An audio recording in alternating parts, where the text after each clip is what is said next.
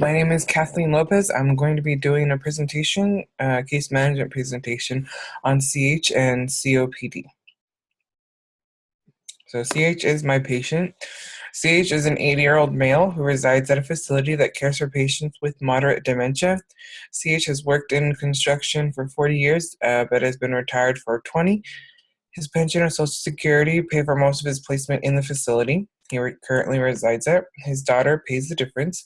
He has a wife that currently lives in the same facility. He has a daughter that visits him frequently and an estranged son. CH has Medicare Part A, B, D as his insurance. So during his hospitalization, CH was initially brought to the hospital for ALOC and shortness of breath. He has a medical history of COPD for 10 years, dementia for approximately 15 years, and hypothyroidism. After a chest x-ray does not show any acute disease processes like pneumonia, CH has been diagnosed with COPD exacerbation. CH was admitted to a telemetry unit for continuously SpO2 monitoring and was placed on 6 liters O2 on an oxy mask. Patient has been continuously trying to get out of bed and continues to call and scream out. The patient also continues to remove the oxy mask and is desatting into low 80s without the actual mask. He was placed on bilateral wrist restraints and a posy to prevent him from getting into bed and prevent him from pulling out IVs. A sitter was assigned to the patient as well because he's still trying to get out of bed. Even with the posy, he's getting his legs over the side of the bed. CH had, during his hospitalization, he had a rhythm change of atrial fibrillation with rapid ventricular response. So he was placed on a cardizem drip and on 3-to-1 status.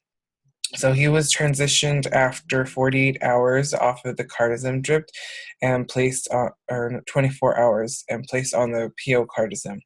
So he's currently taking Solumedrol to help with the COPD exacerbation, levothyroxine, 60 milligrams of cardizem, and he has a PRN of IV cardizem for every hour for a heart rate that's above 120. For his agitation, he's been given Zyprexa twice and Haldol once.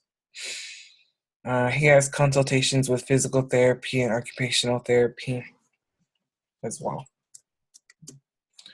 So his self-care capacity, because he is unable to manage his own health alone, because he's chronically confused. So because of his dementia, he's not able to really make decisions about his care. Patient is otherwise pretty independent. He's able to participate in ADLs. He can, with minimal assistance, just kind of directing, he's able to do take a shower. He's able to follow commands at his baseline. So his goals of self-management and self-care include the promotion of health reduction of complications, and prevention of disability while living with a chronic illness.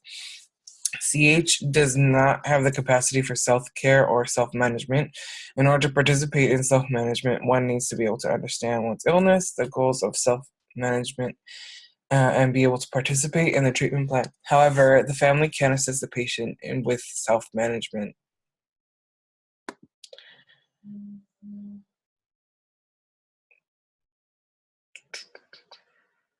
So nursing diagnoses and discharge planning.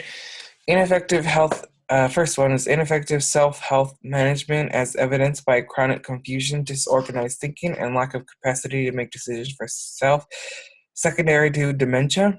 The second nursing diagnosis is chronic confusion as evidenced by disorganized thinking and continuous orientation to only self, secondary to dementia. So the nursing interventions assisted with discharge planning, and there are plans to discharge the patient to a facility in which they are able to assist CH in managing his chronic conditions, including his dementia. So he's going to need to have O2 upon discharge, and he's also going to need assistance with his medication needs, and in addition to his dementia. So his discharge destination is a SNF because the patient is unable to manage his own health. He needs assistance with medication. He also needs assistance with oxygen. Um, in the facility, the patient will receive assistance with his medication regime.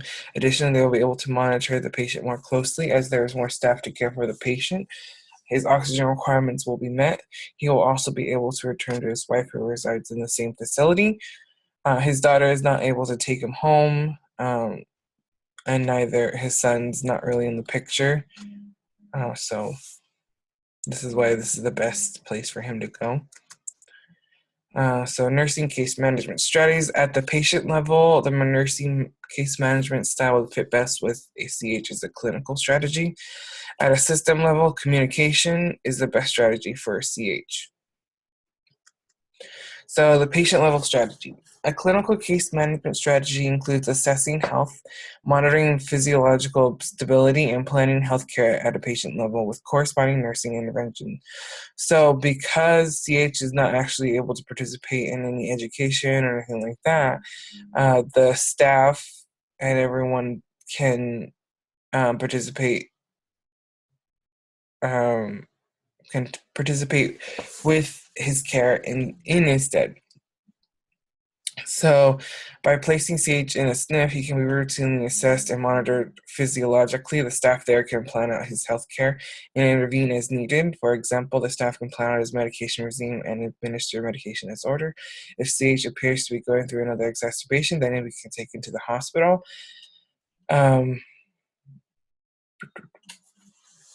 And his daughter will be taking him to his appointments, to his primary care, to manage his condition outpatient.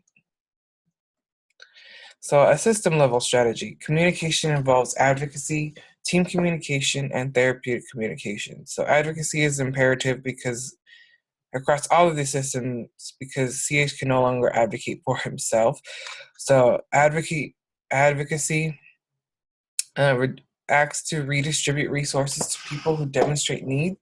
Additionally, advocacy also assists those who may need help to retain their dignity and respect. At a system level, team communication is imperative because the family and the facility in which he lives, the case manager, and the primary physician, they all have to be in communication. So either the family or the case manager should facilitate this team collaboration and kind of make sure that everybody, as the communication goes back and forth,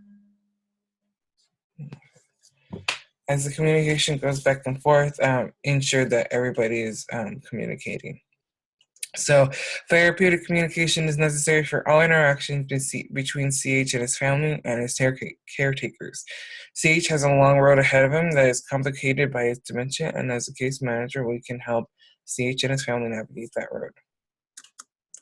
So, utilization review. This utilization review is used to evaluate medical services for necessity, level of care for appropriateness, quality, and timeliness of discharge. So, the patient was hospitalized. Hospitalization was complicated due to his dementia and his atrial fibrillation flare-up. So, the atrial fibrillation with rapid ventricular response resolved, and the patient is now on lower level oxygen use as well. He has been prescribed medication to manage his atrial fibrillation and COPD as an outpatient. He will be sent to a facility that will assist in the patient compliance. So the patient is pretty stable at discharge, and the hope is that the team communication between everybody will help prevent another exacerbation with this patient, and everything will be able to be managed outpatient. So, patient safety and quality. So, this is a big issue for CH because of his dementia.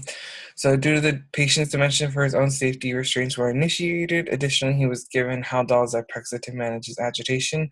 48 hours prior to discharge, the patient's restraints were discontinued, so he was pretty compliant afterwards, but he still remained confused. But he would call out for assistance rather than use the call light. and he was routinely walked around the unit because he was still able to walk. Patient was identified as a high fall risk, and extra safety precautions were initiated. He had a bed alarm on. He had a leaf outside of his room that identified him as a fall risk. Here are my references, and that's it. Thank you.